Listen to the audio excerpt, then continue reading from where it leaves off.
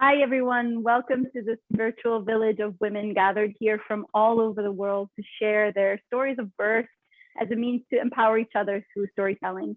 I'm Bibi Lorenzetti, and I'm here today with a dear friend, Adriana Hernandez. She's based in Mexico, and she's an actor, director, writer, mother, restaurant owner, all kinds of things. And she will tell you best. Thank you, Adri, for being here with me. Let us tell us a little bit about who you are and how you came to be a mother. Well, my whole professional story began when I met you. Actually, I had the opportunity to go to Europe to study acting, and I stood there for 5 years. I would have stayed more, but I wanted to try to work as an actress, so I returned to Mexico because of my papers. I couldn't work over there as an actress, so I came back and started working here. I've been living here in Mexico City since then. It's been like 14 years now. I was working as an actress for a long time, but I didn't like the work because it was TV, and Mexican TV can be a little, you know what. Las telenovelas are not my thing. And so I started working again as a waitress. That is my other profession, because I really did love it. I started working as a waitress since San Diego, then in Madrid, and then I returned here in Mexico.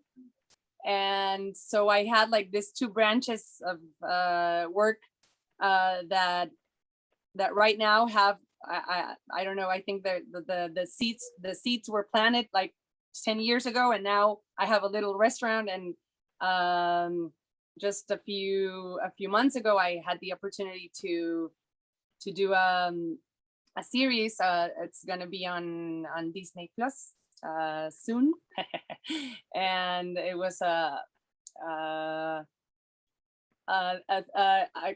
short film that I produced with a friend. That he wrote it, I produced it, and we acted both 5 years ago, and it came true after 5 years. Congratulations! We had the opportunity to film it as a big thing. So we filmed 10 episodes on this new project. I'm just an actress, but that's okay.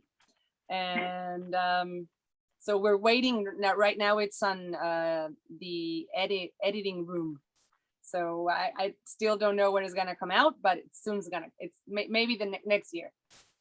Very good. The way here in Mexico City, I met my husband when I was, I don't know, maybe 4 years. I was living here and I met him. We had this, for me, like just talking about motherhood, for me, it was very clear that I wanted to have a partner that wanted the same thing as I did. Did you always want kids, or was it something that came up whenever you met him? No, for me, it was before I met him. I knew that if I wanted to have a child, it would have to be with a partner that when I saw him, I would know that he was the one. Because he wanted the same things as I. You know? I didn't want like any doubt on the way. I didn't have it. I knew that I didn't want to be a single mother. No, since the beginning. I know that anything can happen, but not from the beginning. No, I didn't have that thing in me that I want to be a mother. I don't even know if I'm alone. Mm-hmm. No. I knew I didn't want. So we met, we got married very soon. You came to the wedding like a year after we started dating. And for Omara, we waited for like 3 years. For me also, I had the thing in my head that I didn't want to be a mother very like after 33. Because 33, okay. I made like the numbers, and I thought if she or he is 5 years, I want to run with him in the beach or throw the ball and not have like a, my back pain. So I'm very pragmatic. So you can see what like the husband and the partner and the years. But well, it came true. Actually, we had Omara when I was 33. Did you plan when you would have her? So you made like a plan of how to conceive her, or how did that go for you? I had a first pregnancy that I lost the baby when it was six weeks.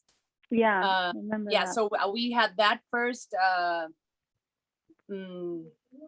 no sé, momento, that momentum. Yeah, that moment. Actually, I know that a lot of women have that, and then it's rarely Yes. talked about. So I'm glad you bring that up, because actually there's been, out of the people that I've interviewed this far, at least half of them had a Yes. miscarriage, and yet most women feel so ashamed when that happens to them, because we don't talk about it. It's like, Yes. it happens to us, and then we don't tell anybody, because it's like being a failure or something. So how was it for you to go through that? For if you me, want to share. It was very painful. The week that the doctor told me, right now it's 6 weeks. It looks like something's wrong, but we're not sure. You have to go to your house for 1 week, and we'll see the next week. That week was the worst, because I had all these kinds of nightmares. You know, that was very, very hard. I knew in my heart that it was probably not gonna go. But he said the heart, I can't feel the heart. That's it. Maybe in a week I can see it beating. I was like, I'm not sure. But well, anyway, we had I tried to stay calm, but it was hard. And then I had to do this. I didn't want to go to the hospital. So I did it in my home. I took a pill, and I had to wait. That was very complicated also, because it was Rodrigo and I in our house. You had to wait like some hours till you get this pain. Then you have to go to the bathroom. So yeah, that wasn't very nice, because it involved, a miscarriage. Yeah, you're releasing that. Yeah, you're releasing it. So yeah, that was a little complicated, but I got through it. Something happened that wasn't so nice, that there was a piece left inside of me. So I stood bleeding for months, that sometimes I was okay, and then one day so I went back to the doctor, and he made, like, over there, not in the hospital, in his ¿cómo se dice? Consultorio. In his like home studio or office. Yes. Yeah. Right there, he was like with the things like this, con unas pinzas, like the pinzas. Like clamps or something. Yes. So he took what he thought it was in there, and for me it was like to here. That was also painful. But well, he got out what it was left, and I got okay within months. This was like November, and then in February I was pregnant with Omar. It was that fast afterwards. Yes. That's great. Yes. Okay. But so it didn't discourage you from trying again. The emotional reaction to it didn't discourage you or anything. No. It didn't. It didn't. I had a dream, a very still so. I just remember it like a week ago. I had a dream with a baby with huge eyes, and this monkeys took him away from me, like very weird, in Central Park. Don't tell me, I don't know why. It was like the baby with the big eyes when the miscarriage happened, and the monkeys took the baby away. The week I'm telling you, when I didn't know yet that I was happy. And then when Omara was born, she was the baby. It was her eyes So for me, like, now I understand that it's all energy. Maybe it was even she was the baby that wasn't ready to be born, and then then she was born a year ago. I also made this work, spiritual work about losing a baby, and you have to put it like that. It's very important that you say it, that you know it, and that was also a baby. That was your first baby. No, so don't put it on the shelf, like you said. So for me, that's also very important. I always tell Omara that happened. I'm not attached, like, oh, my baby, but anyway, it's something that happened, and you don't have to put it in a shelf, because that's a really nice reminder. It was part of you for that amount of time. Of course. So then when the whole pregnancy thing, I knew since I got pregnant, or before, that I wanted to have the baby in my house, because of what I read, of what I even what I felt in me. I felt that our bodies are made for it. No, anyway, it's not that I didn't did everything that the doctor told me. I was accompanied all the way with doctor, so it wasn't like I'm gonna be the free hippie style. Nobody's gonna touch me in the whole way. No, it wasn't. Because I think we have to also ¿cómo se dice? Take advantage of the medical progress that's been on all the way. So since the beginning, I that everything was okay. I went to a regular doctor. Then we talked to him like when I was 3 months, if he did he would do this process, and he said no. He actually said something like, because I told him I think I want it in water, and he said like, are you a dolphin? And I'm like, no. But that was I was like, okay, so I don't want to come back here. Rodrigo, I don't want to come back. Are you a dolphin? Yes. So that was the end with the doctor. I looked for a doula and for a ¿cómo se dice? Partera? Midwife. For a midwife, and I found. Is it pretty normal in Mexico? Like, do a lot of people have midwives and home births, or yes? Okay. Yeah, I mean, it's normal. If you want to look for it, you will find it very easily. Okay. Yeah, it's not like a lot of people do it. I think it's not a majority in any way. But if you find it, if you look for it, you will find options. Not even one. You will find options. Yeah. And is it paid? Like, do you have to pay it yourself, or does the insurance also cover? No, you pay it for yourself. You pay for okay. So like here, it was very cheap. Now that here it's not. Here is very expensive. No, here was. I mean, it was cheap. Okay. Also because I didn't have to go to the hospital. No. Right. It could have happened actually Omara was already born, and I saw them. They were a little worried that they told me maybe we have to go to the hospital right now. And I'm like, what? Oh. She's already born. Why?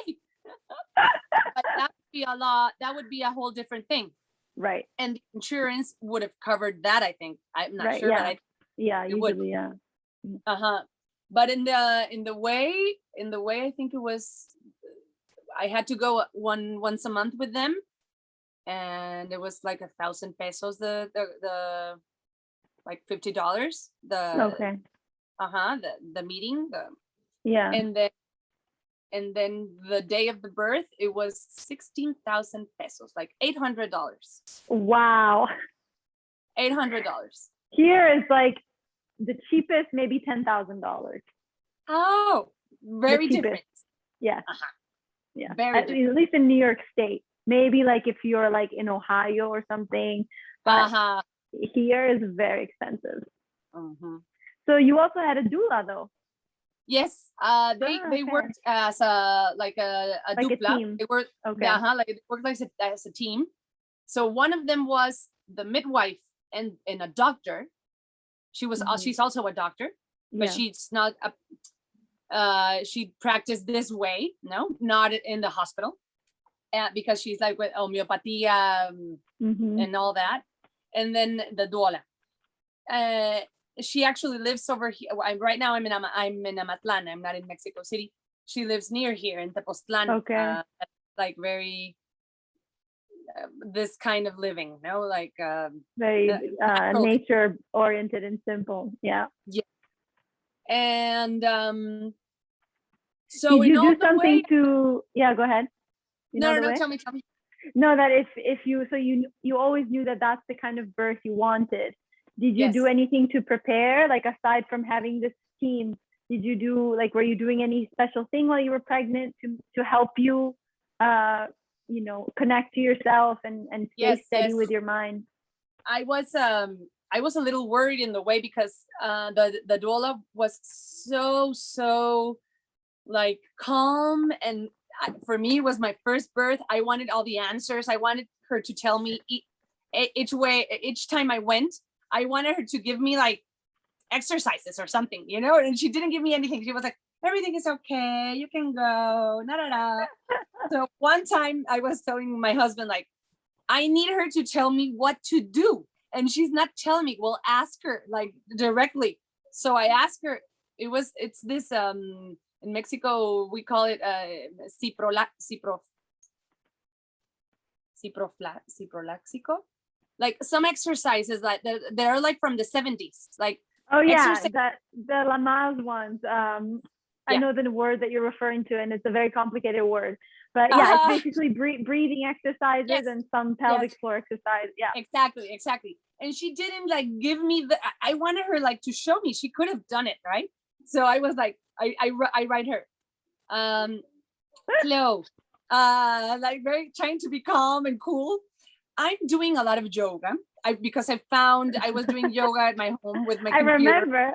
I remember. Yeah, like birth, and that's what I did every day, like opening my hips every day. I was and she told me, that's so from the 70s. What you're doing is what did you need to do? Okay. So I was like, okay, thank you for telling me this before.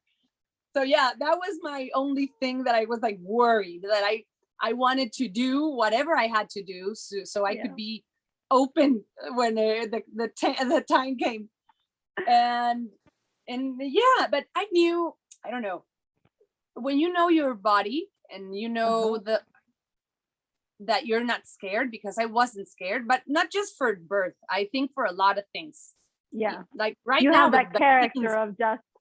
Yes, like for me, it's like the same thing. If you, right now with all the vaccine thing, if you are scared to get COVID, and you're gonna feel way better if you get the vaccine, please get it. Right. It's the same thing. It's like the mental conditioning. Exactly. Yeah. Exactly. So for me, this was the same thing. I knew that it was that my birth was gonna be okay. Yeah. And it was. I also knew, and the doula told me a lot, please be open to know that if it doesn't happen like the way you want it to happen, it's also okay. And if we have to go to the hospital, it's going to be also a beautiful birth, because I'm going to be on your side. So she did this very well. And I was very open that was a possibility. And that if that happened, it will be okay. It would be because it for our sake, for the good health of for the good health of both. So I wasn't stubborn at all. Actually, that didn't even happen. When they told me maybe we have to go to the hospital, I didn't say no. I was like, okay, you know better than I do, no? But well, that didn't have to happen. So in the way I felt okay. My pregnancy was very gentle with me. My daughter was very gentle. She didn't even move. Actually, she was also in the in the same position all the pregnancy when she already was big. Yes, because I always felt like the kicks up there in the liver, and it was the same feet. she went, she just like did this with the feet, and I felt it like in one of the la costilla, the rib. The rib, yeah, I felt it in the rib. So that when she was born, we saw that her el cordón, the umbilical cord. The umbilical cord was very small, so small, so small that she couldn't even move. Oh wow! Okay, so that's why she was like, yeah, because when she was born, I couldn't have her here without the cord being cut, like cutting it. Yeah. Oh, it wouldn't reach. Wow. Yes, she wouldn't reach. So it was very, very small. We wanted to wait. Well, you also were very small. Like you had a small belly. Like she was small. Yes. Yeah. She was 2.9 kilos. Okay. Pounds. I'm not sure right now. Probably like maybe 6 pounds or 5.5 pounds or something. It's small. 2.9. It's small. Yeah. Not like very, very small, but she was small. And so like the day that a week before she was born, I went to my last ultrasound, and there the doctor told me that her head was like a month, like she was 8 months, like the diameter. She had a small head. So for me, it was like, phew. So I could have her at home. Everything is okay. Yeah. And actually it was like that. Yeah. She had a small head.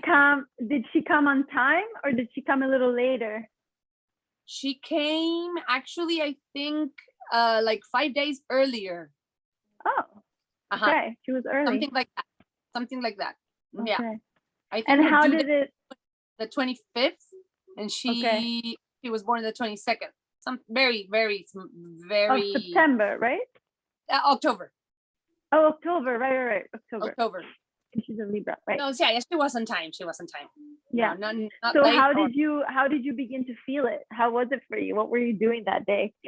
For me, it was in the morning. I woke up, and the doula already told me the symptoms that I was gonna have, and it was like this spasms for, I think, every hour, something like that. I'm not sure that what I'm saying. Maybe it was 45 minutes, but it was like spasms for some period of time that started to happen, like a little cramp, a little cramp, and then for me it was like the first cramp woke me up at 7, and then at 8 I had another cramp. And then at 9, I had another cramp.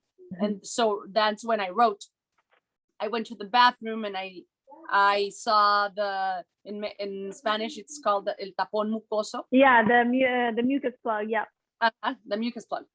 So I saw it, and I took a picture, and I was like to the doula, I think the cramps are like, I have 3 cramps in 3 hours, and this is the mucus, so can you get your car? So, well, that happened. And so I knew it was going to be that day. They were going to come to my house, 3, a nurse, the doula, and the doctor, the midwife. And there in my house was my mom, Rodrigo, and a lady that used to work with us. So the first thing I thought they told me that this could take like 6 hours to 72 hours. I don't have food for all these people for all that time. So I took a bath, and I wanted to go to Costco to get things, to have sandwiches for all of them. No? So women are just so special. We're so special. We can be in labor and think about everybody else. Yes, exactly. So I went to the elevator. Like, yeah, let's go. My mom, Rodrigo, and my water broke in the elevator. It was 12 p.m. But it broke. No, so I was like, okay, so I'm not going anywhere. Rodrigo, you go, please. So Rodrigo went, and my mother and I stood there. I was telling by WhatsApp to the doula and the doctor, I'm ready. Please get here. Because in the morning they were like, not yet. Just tell us how it's, because it could take a long time. Yeah. So when the water broke, I was like, please get here. It already broke. No, it's 12. Well, It Rodrigo can still took take a long time after the water breaks, so. Yeah, well, yeah, 6 hours. Okay, for you it was only 6 hours. That's great, because He was sometimes born it's at 6 p.m. okay. Mhm. Wow. But So- I knew it was going fast. I knew Okay. it because I don't know. You I think you know it, Yeah. because the pain that it's getting higher. I think it means that it's getting higher. It's gonna get somewhere at some time. Yeah. No? Yeah. I think my first pregnancy, I don't really know, but it did. So Rodrigo took a long time to get back, because he tells me, I was driving thinking, should I get her some flowers? I'm gonna be a father. Oh my God! Like, go anywhere, nowhere. I was like with a phone. Please get here. The midwife, the husband. My mother was like in panic, because she had never been in a labor of, she has 4 kids, but has never been in this kind of situation. So she was trying to do, are you okay? And I was like, getting like, for me I did 3 hours of labor alone. Oh, wow. In my house from 12 to 3, because nobody get there till 3. No, nobody got there till 3. And something happened that was really weird. I didn't know that was going to happen. The water keep coming out. Yeah. So I was like, I didn't have panties, so I was like walking in my house, and then oh my God, more water. And my mother with the mop. And then in another part of the house, it was funny. And then they came there, and we arranged, we rented a pool because I thought I wanted to happen in the living room, because it had more light, and I had plants. And Rodrigo actually went for candles and flowers. And when everything was like getting there, Yeah. I noticed that I didn't want to be in the open. I didn't want to be so open, because they were like, let's go there. And I didn't feel good. I said, I want to go to the bathtub, at my bathroom, and it was like dark, like and this. yeah. And Well, because dark. labor is a very nocturnal animal. Yes. Yes. So I didn't like what I thought that I was gonna like. I tried 2 times. I take me back. So yeah, everything happened in my bathtub. When the doula came, it was so relieving for me. She took her clothes, what she had on, and she put a white robe, and her energy and the music and her voice. I didn't want anybody else in the room. Anybody. Like, my mom came in and she was nervous, so she had this energy. Yeah. Oh, are you okay? And then Rodrigo came in. Breathe, Adriana, breathe. And I'm like, you breathe. I only wanted her voice and her presence, really, because she knew what was happening. She knew exactly what I needed to do. Where it was very. I think I would never do it without a doula. Never, never. If I had another child, or if I had a child again, no. Yeah. For me, it was very. I didn't even know. I mean, I knew what doulas were, but that's part of why I became a doula, because I felt that in the room. Like, I mean, for me, it was the COVID time, so I couldn't have had it anyway. But I really felt at some point, I was like, I need a woman that knows what's going on to tell me everything is okay, and like smother me with love. Yes. Because Walker, my partner, was amazing, but he didn't have that woman energy. So I understand when you say that, because I felt it. I was like, I just need someone to tell me it's going to be okay. Yes. Yeah. And it's very funny, but it wasn't my mom. Yeah. No. It has to be someone that knows and that and really, that you're not related to, that you can just be your raw self, and that, it doesn't matter, because they're going to leave. Exactly. Yeah. Yes. So for me, it was like that. They told me, think about the position that you would desire, and I thought about it before labor and everything. I thought, I don't know why, that in like a dog kind of like expel it from the back would be the best way. And then in the bathtub, I actually I tried at the first, when she was all, I don't know, 5:45. I did that push, and when I felt it opened so big that the head was out. I thought that, but they told me, I just heard she went back. I was like, what? Yeah. What? She can go back? Like nobody told me that was possible. Yeah, they go back and forth for quite a while. Exactly, they can go back and forth, and that hurts, you know. So I was like, what? And I didn't see it, so I thought, no, I need to see it. I need to. And so I put like the regular position like this, because I wanted to see if she did, if she was gonna come out and go again in. But no, I was like, that hurt so strong that I thought, I'm gonna push one more time, and she's gonna come out, because she's gonna come out. And I did that, and she came out. Oh, I was like, okay. Yeah, so it was the first to like in the back, and that I didn't see, and then the other one, well, two more, but the ones that hurt really hurt, you know, the last contractions that you have to push, and then for me it was very ¿cómo se dice? Como clarificante, clarifying. Yeah.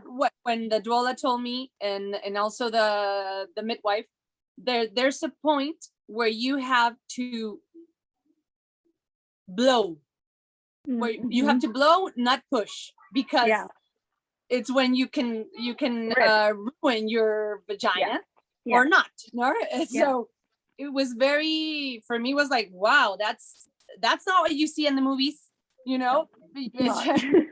And they told me this way before, when I was like 6 months pregnant, when they were like telling me, you're gonna push and then you're gonna blow, and because this happens, blah blah blah.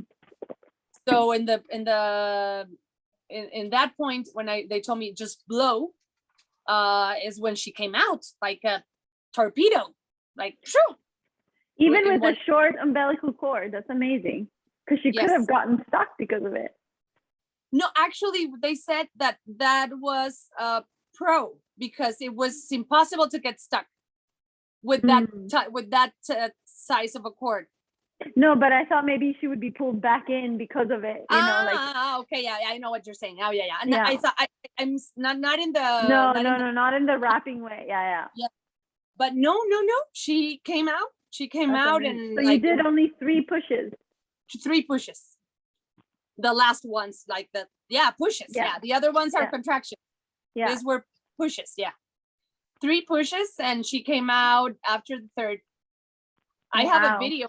My mom took a video, and so she was like coordinated. You can see that she a lot of hair. They all they were saying, "Oh, que peludita!" Oh, and so he was like the head like this. I don't know, like this. And over there, I had to blow, and then she just came out. And she had to wait for me for almost an hour. This all for me was like a trance. No, I couldn't say it hurt. It was just like a miracle when all this episode, till here. She was born. I took her in my arms. I was saying, I can't believe it. No, it was something else. And then they took me out of the bathtub, and we had to had just outside the bathroom a couch. They told us to have a couch with all like the plastic with like the diapers, the diapers, the rectangle, the pads, the pads. So they could see how much blood it would came out after the birth, because the time for the placenta, blah blah blah. Yeah. And the placenta didn't want to come. She didn't want to come, and I was bleeding. And That's why they wanted to take you to the hospital. yes, I wasn't feeling bad or anything, but that was happening, and they gave me a homeopatia, so I like try to make the contraction happen, but it didn't happen. And then after, you have to wait like 30 minutes to naturally happen. No, that naturally comes out. It was 30 minutes, nothing happened. 45, nothing happened. So the nurse that came with them, that I didn't know her, she started making the fundal massage. The massage. Yeah. At that time I didn't have a lot of energy, and I didn't say anything, but I was thinking, why didn't you do this before? Yeah. Because it worked. It worked. Yeah. It's because they wanted to happen naturally. That's the like the placenta wanted, when she wants to come out, she should come out or whatever. But that happened. Something else happened that wasn't, for me, was like the most painful thing of all the process, that they had to ¿cómo se dice? Inject hilocaína, the numb Pitocin? thing. Oh, like a numbing anesthetic. Like something like that. Like a local for the hemorrhage. Well, because they wanted to suturar. They saw too little. I had some like ¿cómo se dice? Como raspaduras. Sí. Yeah. Little rips. Yeah. Just the little rips. So they wanted to saturate that so they could see if the blood was coming from there. That was the most painful thing. That the injection. Oh my God, the injection. Oh my God. That hurt. So when they saw that it wasn't coming from there, then the placenta came out, and they waited a long time to see if the blood stopped, and it stopped. And when it did, they took me to my bed, like, okay, we don't have to go anywhere. I took like 2 giant glasses of papaya with placenta and honey. Maybe the half of the placenta I took it, I think, because I think a lot, because I was losing a lot of blood. So I think the doula decided the quantity of placenta that I had to take, and I took it, obviously. And then they took me to my bed. They gave me Omara, and Omara was waiting for me for almost an hour or an hour. She didn't cry. She didn't cry. Was she with Rodrigo? She was with Rodrigo. Okay. They told me, don't you want to take her and like give her breastfeed her? And I said, no, I don't feel I'm gonna give her like a good energy right now. I'm worried about me. So, and I was in a couch that wasn't even reclinable, so I don't have big titties. So it was like, I'm gonna like this, and with the baby, she was like, this is small baby. I don't want her right now. So she waited, and Rodrigo, he sang her a lot of songs. She was like with the eyes open, just waiting till I went to my bed, and they gave her to me. And after that, I got through the whole process afterwards, the postpartum, very well. For me, in 2 days, I was out of the bed. In 2 days. Even if you lost all that blood because of the placenta, probably. Yes, I was yellow, like for 10 days. I turned jello. I was really jello, and it didn't came out. I was like, oh well, I don't know when I'm gonna turn again, like to another color, but I was yellow for a time. Was Omara yellow? No, she was a regular color. No, regular color. She was pink. Like when she already came out, she was pink. No, yeah. For her, it was. I think she had a smooth birth. Yeah. She was okay. When she came out, she was like, okay, so let's see what's going on. Yeah, she had a good birth. It was a fast birth for her also. Yeah. Mm. I wouldn't say, I think it's very relatable. No, if the mother was, if it had a nice birth, also the child, no? Yeah. So yeah, I think that was okay. And I got on my feet very fast. My clothes fit very well, very fast. I breastfeed her for a long time. Breastfeather. Did you have any problems with breastfeeding, or everything went okay? Everything went okay. Everything went okay. I couldn't pump. I wanted to pump, but that wasn't for me. Yeah, It that came happened to me three too. little, like no. Yeah. I couldn't stand I like for 1 hour, and I was like this. Yeah. No. So I tried like the first, like the regular one, because first I say, if it comes out, I can have the regular. I don't have to pay for the expensive one. Nothing happened. I got the expensive one. Nothing happened. Nothing happened. Okay, so I gave it to someone that could that could get a milk bank, but it wasn't me. So for me, she never had a bottle in her mouth. Never. She was also every time from the contact. And well, when I noticed that, I knew that was gonna be the reality, and I assumed it like that. And yeah, and then it wasn't like a hard time for me to know that was gonna be the way. So you didn't feel like locked in or like claustrophobic or anything like that? No. That's good. No, nothing, because I think it was a happy moment for me. It was a happy moment for me, also for her. And when I saw that, when she got the times that she got sick, and she felt better because I fed her, that felt very good, so good. That was one of the things that I didn't want to take the breastfeeding when she. Yes, because you say, oh my God, that with a fever she gets better. That's the only thing she wanted to eat. So yeah, or I don't know. In a plane. How old was she when you stopped? 2 years and 2 months. Okay. Yeah, I did it progressively. First, I read that it was the best to leave the one that she was more, the one that she needed more, to leave it at the end. So the one that she needed more wasn't the one in the morning, was not the one in the night.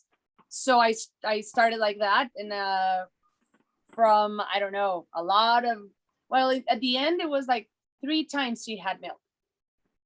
Yeah, that's like Indy now. Yeah. And so I took the ones in the day first. No, so I could leave her with someone, and I didn't know. So first those ones, and then I left the one in the night and the one in the morning. Then I took the one in the night, and the last one was in the morning. In the morning. And yeah, I feel like that's kind of what like Indy too. The middle of the day one now, he's forgetting. So, like if I'm not there, he forgets. If I'm there, then he's like, always trying, obviously. But if I'm not there, yeah. Of course. And that was the way. And then she was okay with it.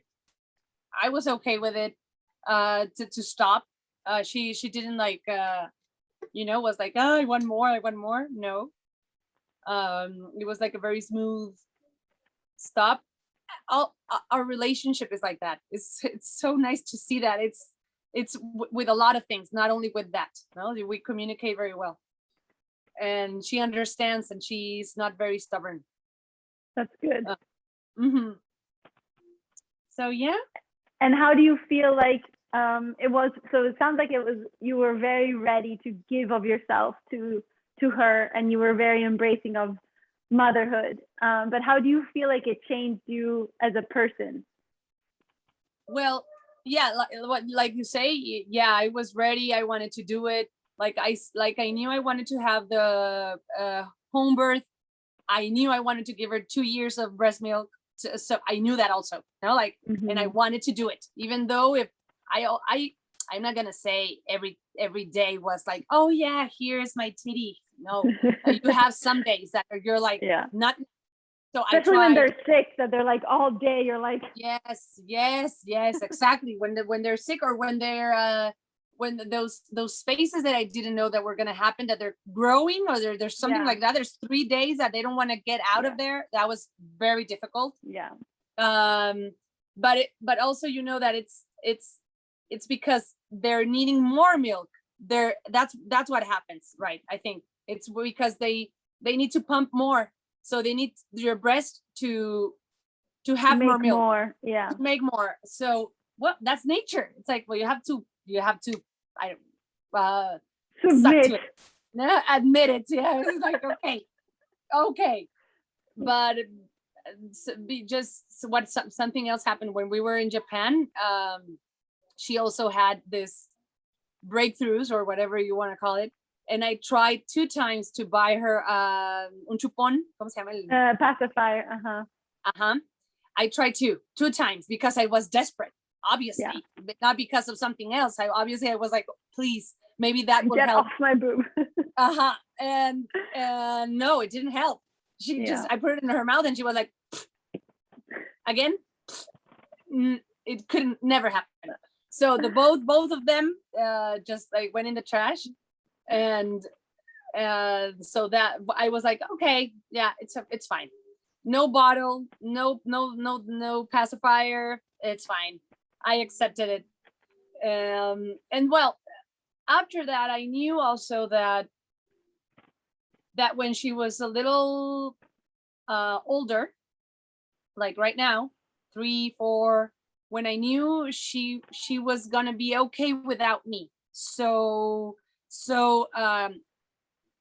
she was we're gonna be okay with not that much of a presence of the mother. No, I also knew that I wanted to make that that space, not just for me, for her also. Yeah. Like, I'm very independent, and I am, like, it's since I was very small. So I wanted her to be like that also. Like, I'm here for anything you want, but I also have to do my things, and I also have a life, and you have to respect that. No, that's so hard. I feel like I'm going through that now, and it's, you know, leaving with the babysitters. You think, you're like, oh, I can't wait to have time, and then I think about the babysitter coming for 3 hours, and I'm like, oh my God, is he going to be traumatized? Is he going to be okay? But at the same time, it's good for them to know that, you know, mommy, daddy have a life, and that they can survive without us. But it's so hard.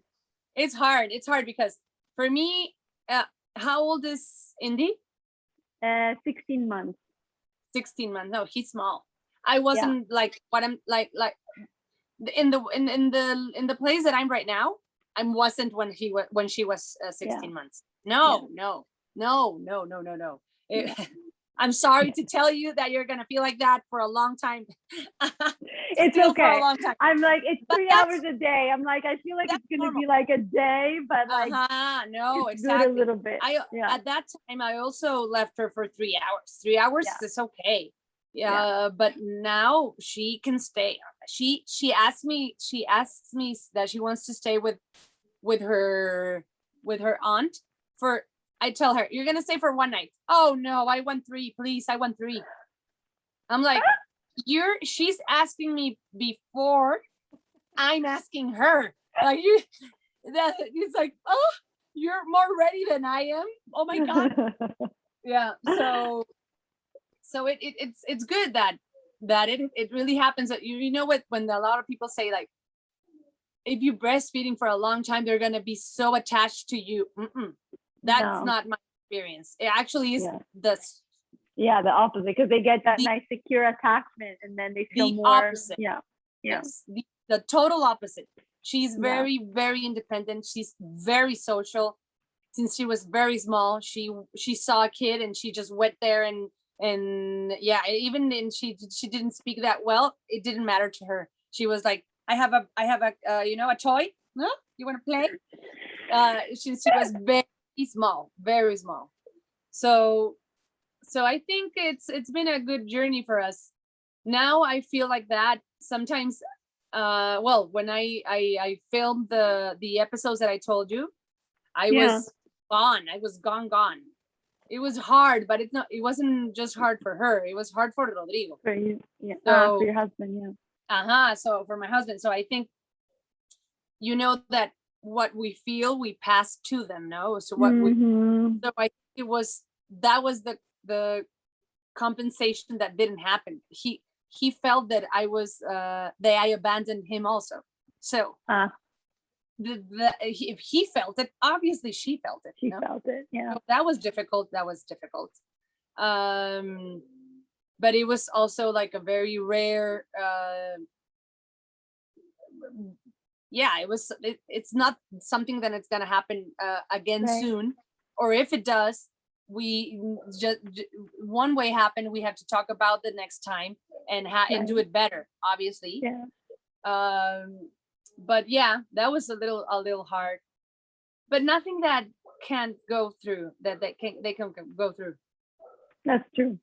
Yeah. So what do you think, well, before I go into that, I just want to know, do you feel like your relationship and your career were affected by having a baby, or do you feel like it's just been a fluid growth? Well, I knew, and I had the chance, thanks to Rodrigo, that I could have the first years of our daughter, that I didn't have to work, and I had the support from him for that. So I wouldn't say that I could tell like that was damage or not, because that was also a decision that I did. No, my restaurant opened at the same time I was pregnant, and I knew I wasn't gonna be like serving at the restaurant since the beginning. I did everything that I had to do so that would happen, and I wouldn't have to be there. Then we went to Japan, and I was very happy to go to Japan. I was only a mother there. I didn't do anything else, just be a mother those 6 months. And then we came back. I started like with the restaurant. It was a good, the restaurant it's always been like a good thing that I have to do, but it's not like a 100-time responsibility. Right. So that's been like a very amable, ¿cómo se dice? Like kind. Like a very kind business, very kind for me, as like to not feel that I'm not doing anything, no. And my other career, my actress career, was on hold, but like on a hold that I wanted to have also. It's not, I didn't have to say no to anything, no, like, oh, I can't right now because I'm a mother. No, I did everything to not have opportunities at that time. So when this happened, was like, oh my God, I was asking the gods to something happen for me as an actress, and it happened when she was 4. It was like perfect. This is the time. So I think from here things are gonna get more interesting for me as career wise, and also as a mother. Seeing her grow and being so, her personality getting so like perfect for me. She's like, she's very kind to the younger. She's kind to the older. She can talk to adults, and she has long conversations with adults. Like the other day we came here to this house, and there was only friends, like, and she knew there wasn't going to be kids. At first she told me, oh mom, there are no kids. Like, no, there's not going to be kids. Okay. So she like understood she was going to have friends, even though they're going to be grown-ups. Older. So she was talking with one, and then when she stopped with that, she went with another one, and like this, I was like, oh my God, this. And she let me be, she let me cook, she let me do everything. So, well, that reflects also your mothering, how you are as a mother, that you transmit that kind of ease and peacefulness to her. I think so. Yeah, probably. Yeah. Adri, what is what would you like, whoever's listening to this, what would you like to tell her to remember as she goes through, pregnancy and that beginning part, and then into, now you have 4 years of experience. What do you think are 1 or 2 important things that you would want her to know? Well, I think it's very important to have more confidence in yourself as a woman, as in your body is designed to go into labor, and it could be natural. I would tell you to try it. Maybe it's not going to be for you, but it's good that try to be the more natural way for you and for your baby. That's one thing that I would say. Like, I think there's a lot of women out there that are scared, and I would say, don't be scared. Trust yourself, trust your body, trust your doctor. Yeah. My doctor told me just 1 week before I was gonna have Amara, Rodrigo asked him, do you think it's safe to have her at home? The doctor that was gonna receive us at the hospital, that wasn't the doctor that was in our The house, one that no? told you if you were a dolphin? No, it was this okay. was another one that is Okay. like pro natural birth. Okay. Actually, he gives natural birth in the hospital. In the hospital, okay. But he can't go because of the doctor lost Right.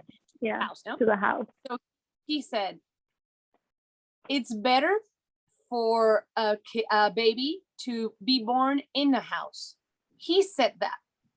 But because of all the bacteria, of all the things that, because there's the dogs that she's going to live with, the whole the flora and fauna that is going to be around her, it's better, and you're ready for it. The doctor that was gonna that doesn't do it. It's very, very funny for me. That was like the perfect. That's good to hear going in. Yes. Yeah, for sure. Yeah, that's wonderful. So I would say read a lot before you're gonna be a mother, through the motherhood, to see what are all the advantages of everything, and feel and do the thing, do whatever it feels more secure for you, that you don't, you're out of fear. That's what I would say. I like that, and I feel like you've helped me with that a lot of times when I've texted you like, Adri, what am I supposed to do? So I think it's good for all of us to remember that our intuition is there and we have to connect to it. Absolutely. Yes. Adri, if someone wants to connect with you or look at what you're doing, where do they find you?